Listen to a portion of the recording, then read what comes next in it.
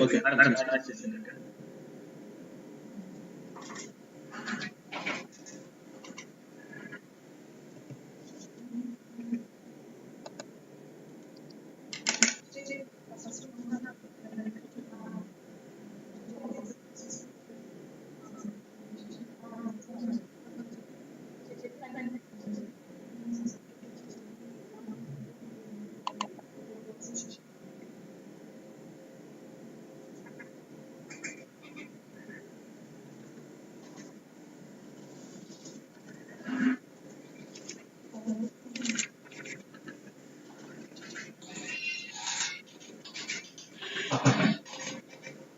Good morning, everyone. I, Shailaja, extend a warm welcome to all for this session of Naac sponsored conference on impact of best practices in quality enhancement in higher education institutions. Today, I find immense pleasure in introducing our honorable resource person, Dr. P. Anil Kumar, who had been working as a lecturer in various government colleges for more than 20 years and is currently working as academic officer in CCE Andhra Pradesh. He published more than 60 publications in international and national journals. He has vast experience guiding many colleges related to Naac activities. We are fortunate enough to have the person associated with this conference. We are really thankful to him for taking the time out of his busy schedule to attend this session. Thank you, sir. Now I welcome Dr. P. Anil Kumar sir. Sir, please take over the session. Thank you, madam. Am I audible? Yes, sir. Yeah. Thanks for giving this opportunity to the management of K.B.N. College. And thank my friends there also. As the given topic is the effects of internal quality assurance on Indian higher education institutions.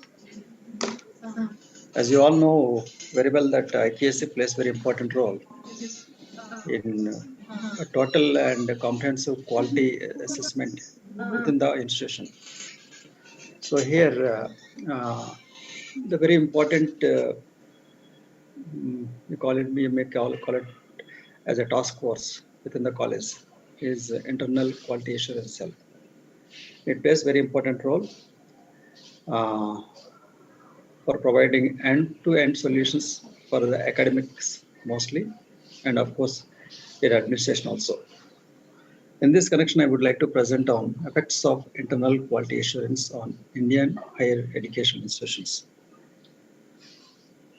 Okay. As per some definitions, education is the prime tool for creating, adapting, and spreading knowledge in all disciplines of life.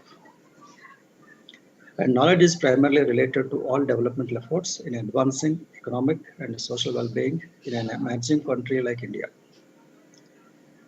And moreover, the quality education has become a very important element as well as a matter of concern in the present time. Then comes the quality assurance. It is also termed as quality monitoring, has become a buzzword of colleges and universities across the world. It has different facets as they are responsible to the society for the products they produce. Coming to the history of this IQAC or the Naac assessment and Accreditation Council, Bangalore, proposed that every accredited institute should establish an internal quality assurance cell as a sustenance measure. So it is not a one-time activity, it is a sustainable activity and it is a continuous activity. So the IQAC will become a part of the institution system and work towards the realization of goals of quality enhancement and sustenance. So in this connection, my presentation here attempts to highlight the role of IQAC in quality assurance, monitoring, sustenance, and assessment of Indian higher educational institutions. Coming to quality aspect, the qualitative dimension means much more than the quality of education as customarily defined and judged by student learning achievements. In terms of traditional curriculum and standards, The world crisis in education, defined by Coombs in his book, The World Crisis in Education. The quality also pertains to the relevance of what is taught and learned, to how well it fits the present and future needs of the particular learner in question, given their particular circumstances and prospects. It also refers to significant changes in the education system itself, in the nature of its inputs, that is, teachers, students, facilities, equipment, and supplies, and its objectives, curriculum, and education technologies, and its socio-economic, cultural, and political environment. So IKC has become a game changer in all aspects of the institution building. And in another report called the Priorities and Strategies of Education by World Bank, the quality is the quality in education is difficult to define and measure. An adequate definition must include student outcomes. Most educators would also include in the definition that the nature of the educational experience that helps to produce those outcomes the learning environment.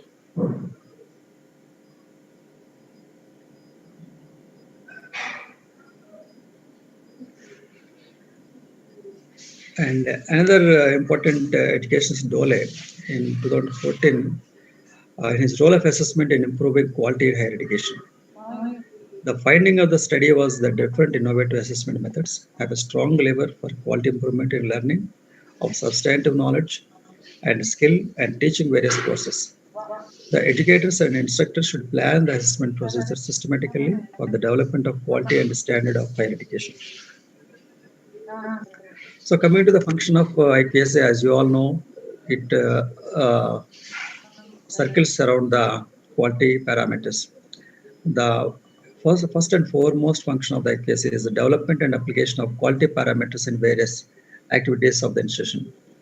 So whether it is a K.B.N college or any other college, uh, each institution has to develop its own parameters uh, that, that are prescribed under the quality or key performance indicators. And dissemination of information on quality aspects is very important and foremost function of IQSC. Organization of workshops, seminars, and promotion of quality circles, a very important aspect. The quality circle. I suggest that every institution must have the quality circle, at least 5 to 6 quality circles on each aspect. Or you can define as per the 7 criteria of this Naac if you are going for accreditation. Or else you should have quality circles for academics also. And another important function is recording and monitoring quality measures of the institution. So many colleges are finding very difficult whenever they are going for Naac is this aspect only. They are putting the records of any quality measures. So now I think when ICT model has come into existence for Naac assessment, it becomes very easy because everybody has to go in the digital way. So naturally, the digital documents will be available forever. Earlier, this is not the case because everything is on the text and the records may be missing or records may be not updated every time. Now, it is in one way, it is a boon for college. In my opinion, it is very easiest way of doing going for NAC assessment because due to the digital age and acting an agency of the institution for quality related activities. So IKS, all the academic activities, research activities, and everything, all the administrative activities revolves around the IKS only. So the principals and the management has to strengthen IPSC and its team uh, to monitor the academics, to evolve better practices, and also the evaluation process. Uh, it's a very important aspect for on the shoulders of the principals and the management to give full powers and freedom to the IPS cell to function as a very eminently or very successfully. And last but not least is very important. That is the preparation of annual quality reports or annual reports. Very important. So if every college or every IKSSL has this annual report perfectly, there is no panic to go for any accreditation by any other agency, whether it is NAC or any international agency like QS ratings or times higher education. In future, we are also planning to go for QS ratings also. So this is very important. Whenever and wherever the quality cycles function, there is no need for panicking. So as I said, if you observe the previous slide, everywhere there is I highlighted the quality, the quality parameter, quality aspect, quality circle, quality measures, quality related activities, and quality reports. So NAC or QS agency or Times Higher Education, anything that is assessing your quality or NRF, they are quantifying quality in terms of the outcomes, right?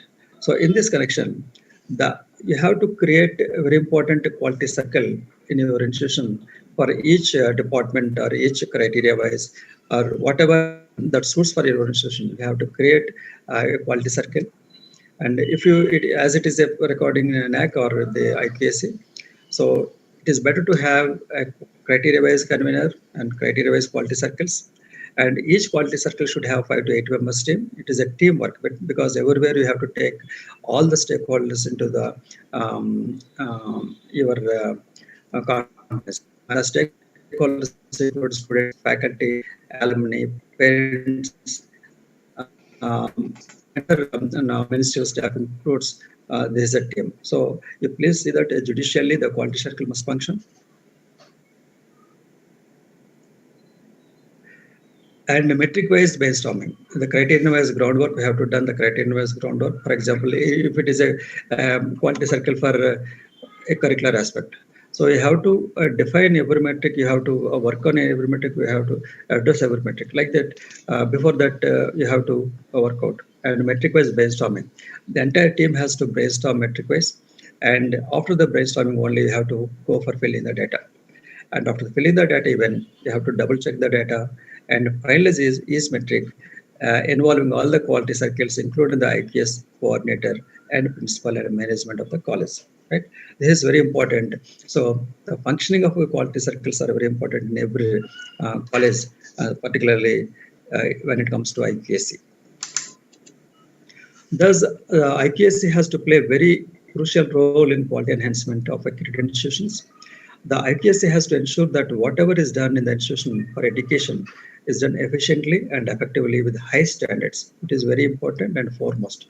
The quality sustains in this education sector, which will mold the future of our upcoming generations, is a prime responsibility of our education system, which will be possibly only through continuous monitoring. It is very essential. A monitoring should be very continuous. So you have to plan before the academic year. You have to review in the middle of the academic year. You have to finally get the outcomes at the end of the academic year. So each year you have to plan, execute, monitor, and finally get the outcomes through only planning with the support of internal quality assurance cell of every higher educational institution. So IQAC is the harbinger of change. Now, the prime task of the IQAC is to develop a system for conscious, consistent, and catalytic improvement in the overall performance of its institution. For this, during the post-accreditation period, institutions need to be channelize their efforts towards promoting holistic academic excellence, including the implementation of peer team's recommendations. It is very important. I came across that many institutions have even lost the peer team reports. So that is very pathetic situation. So it is very important to address the peer team recommendations of the previous accreditation. What is IQAC vision? To promote quality culture. It is a culture. Everywhere you should have to promote the culture of the quality as the prime concern of higher education institutions. So institutionalizing and internalizing all the quality enhancing and sustaining initiatives taken with the internal and external support. So everywhere you have to involve all the stakeholders to improve to embed the quality culture of any institution, particularly the colleges. What is the objective of the IPS? To develop a mechanism and to promote conscious, consistent, and catalytic action plans to improve the academic and administrative performance of the institution. And another objective is to promote institutional quality enhancement and sustenance through internalization of quality culture and institutionalization of best practices. It is very, very important and necessary to promote, to document, and to record all the best practices of any institution. So generally, as per the guidelines given by the NAC, the composition should be like this: a chairperson as the head of the institution or the chairperson, and teachers to represent all levels, starting from assistant professor to the professor. If there is no professor, at least as associate professor. So this composition should be like this. And one member from the management, the senior administrative officer from the office, and one nominee from the community or trust and students and alumni.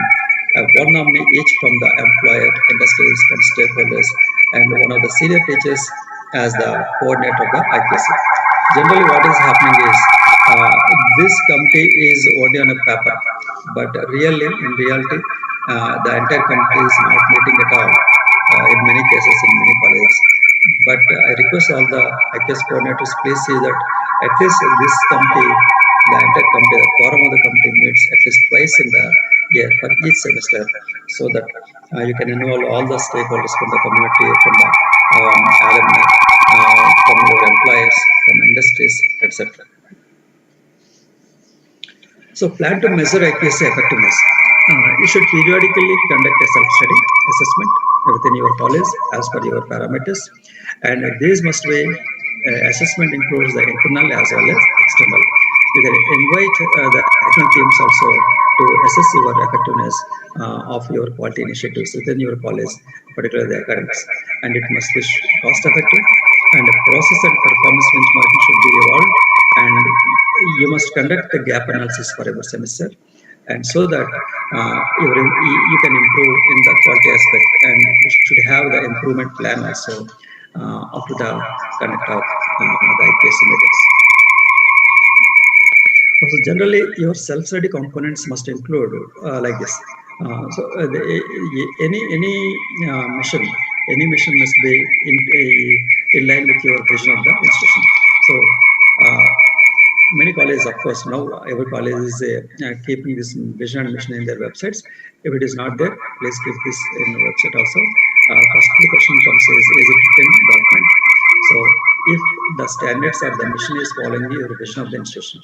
So consistent with the institutional mission and with best practices, you have to communicate to internal and external constituents that must be visible and periodically reviewed and updated. Your mission and vision must be reviewed and updated if it is going in line with your vision or not. And the human resources. Another component is human resource. Are human resources sufficient to meet the needs? Because every year, generally the institutions are updating their quality aspects, increasing in number, increasing their enrollments. So you have to assess that whether the available resources are sufficient, or you have to further recruit them. Do they have necessary competencies to complete work? So nowadays, everybody is asking about, talking about what you call the big data analytics, or artificial intelligence.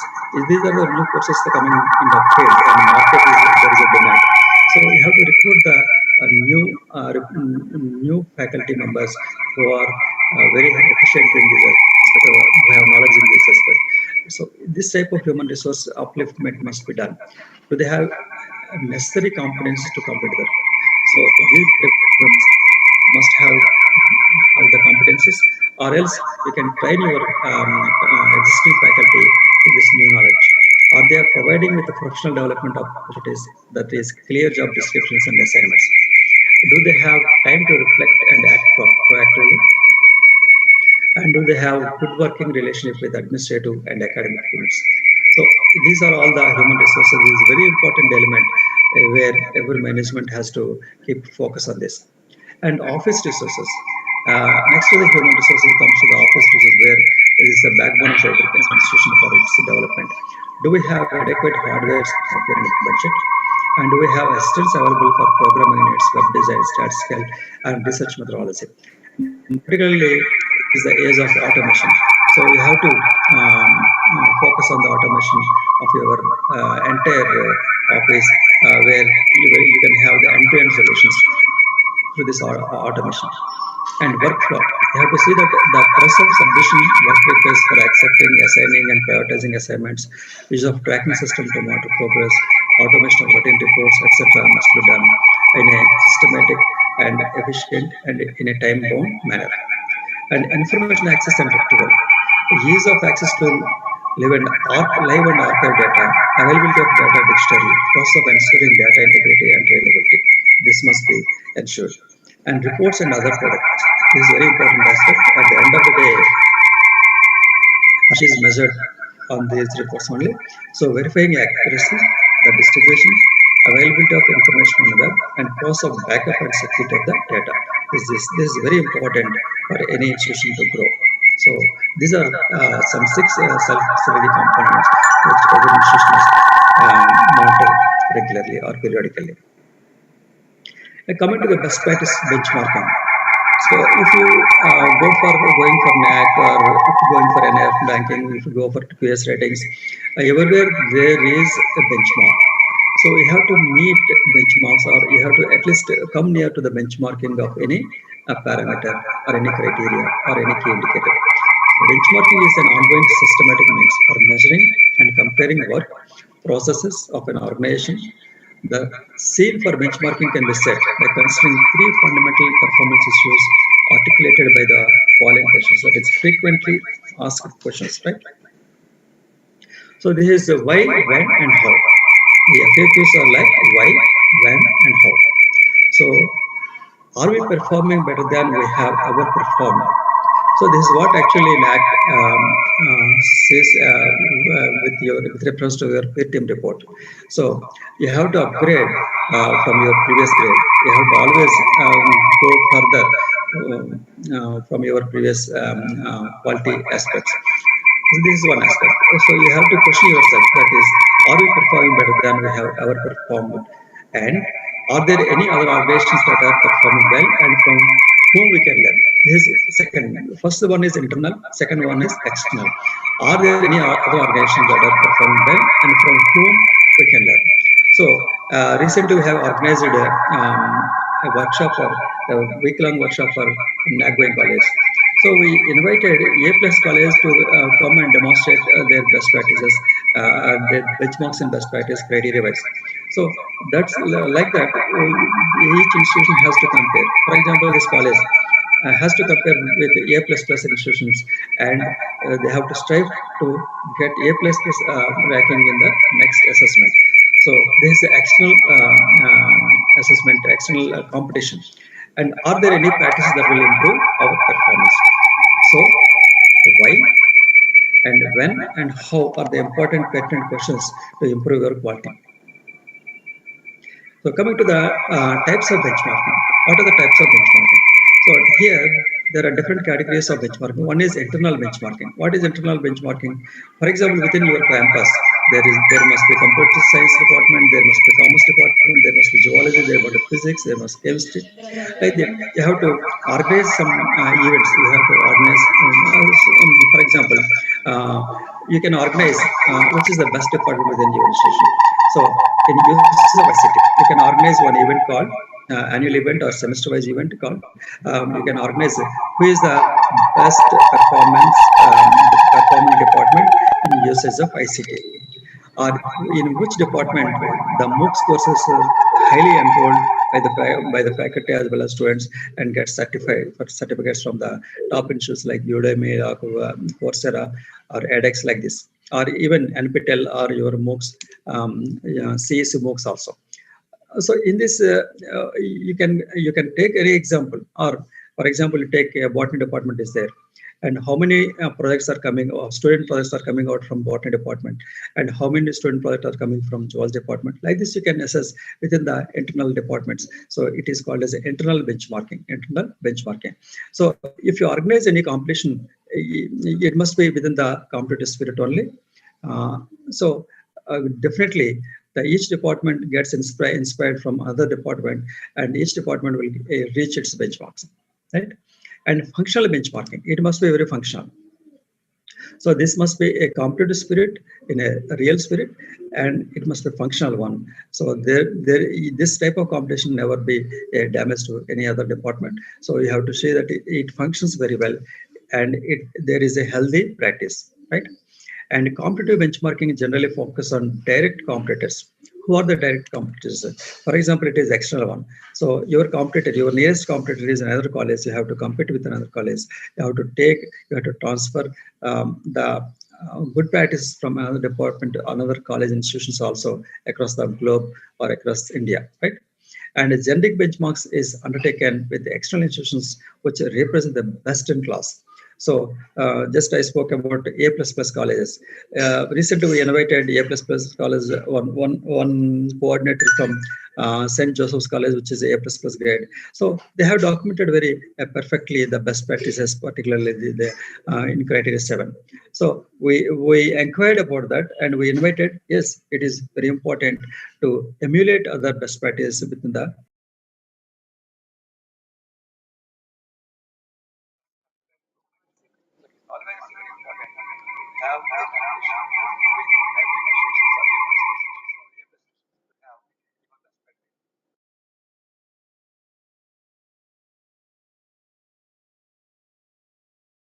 here I would like to give a caution. The good grade effect. The good grade effect is it's like a syndrome. It's like a syndrome.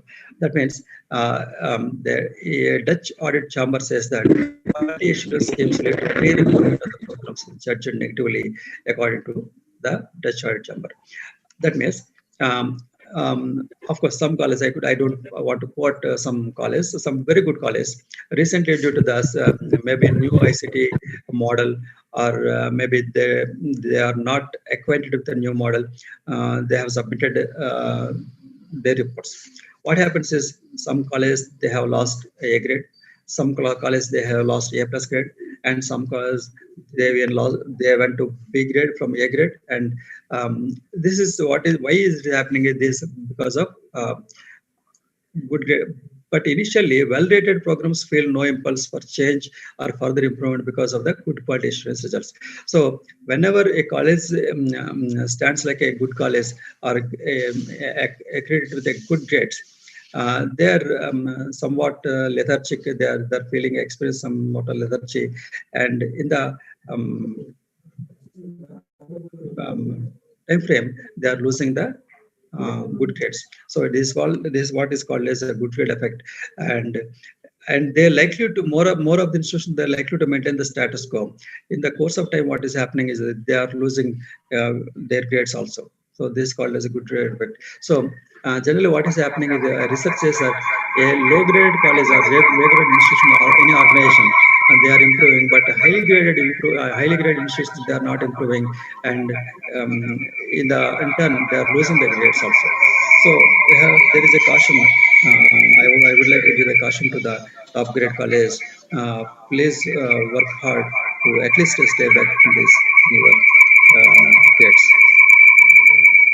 And it is another psychological theory, that is a Peter Pan effect. So whoever are excellent, that is, teachers must believe in quality assurance for quality assurance to work. Institutional leaders will aim to create a culture. You have to create a culture. Everywhere you have to create a culture. Every department have to create a culture. A committed culture, a committed team must be there in every department so as to improve your quality. A culture of excellence that will motivate and incentivize outstanding and innovative teaching. So we have to incentivize, we have to give uh, some respect, some credits, or some importance to that motivated faculty, and give freedom to them so that they can do wonders in teaching, innovative teaching, research, institution service, and community outreach from faculty members of all higher educational institutions and latest. Impact of IQAC.